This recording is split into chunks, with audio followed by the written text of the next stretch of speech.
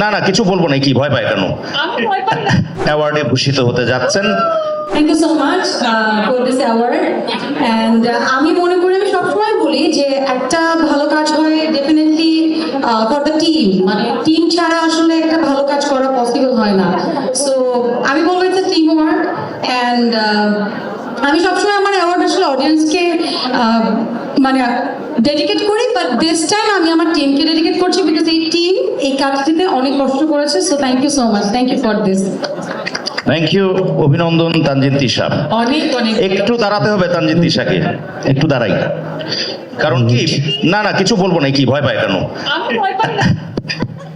আমি দাঁড়াতে এই কারণে বলেছি, কারণ আমার হাতে সারপ্রাইজিংলি আজকের এই সন্ধ্যায় একজনই হয়তো এমন অ্যাওয়ার্ডই আছেন যিনি একটি নয় একাধিক অ্যাওয়ার্ডে ভূষিত হতে যাচ্ছেন।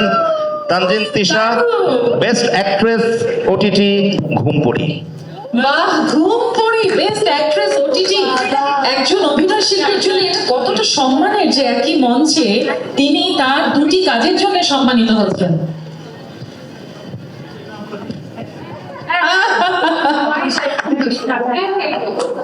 মঞ্চে যে অতিথিরা সম্মাননা জানাচ্ছেন তাদেরকেও আমরা অনেক অনেক ধন্যবাদ জানাই।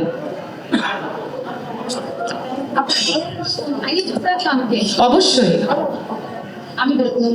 So definitely it's a surprise. আমি আসলে জানতাম না, আমি জানতাম যে আমার মানে আমার মনে হয়েছিল যে হয়তো আমি একটাতেই পাবো, নয় খোয়াবনামা নয় ঘুমপড়ি।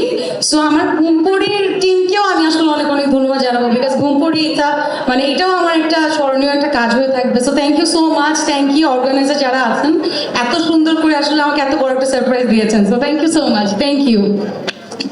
থ্যাংক ইউ এবং অভিনন্দন, অনেক অনেক ভালোবাসা।